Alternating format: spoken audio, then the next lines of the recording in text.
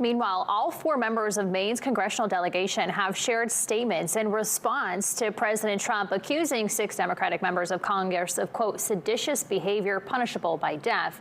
Senator Susan Collins said, quote, the president should not be calling for the death of members of Congress because of what they say, regardless of how strongly he disagrees with their comments.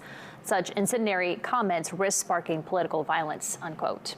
Senator Angus King weighing in, saying in part the president's response to this statement by these veterans and members of Congress is truly shocking and goes to the depth of his contempt for the law and our Constitution.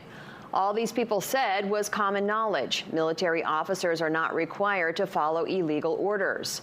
People join the military and take an oath to the Constitution of the United States, not to the President of the United States, not to the Congress, and not to a political party. And Representative Shelley Pingree wrote, quote, the President of the United States believes he should be able to execute members of Congress.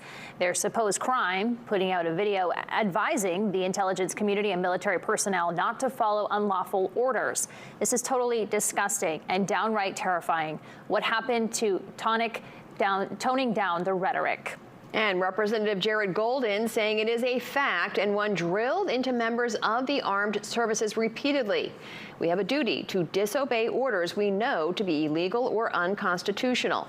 This is a basic tenet of military discipline, and for good reason. It's wrong to politicize our military, just as it's wrong to inject threats of violence into our politics.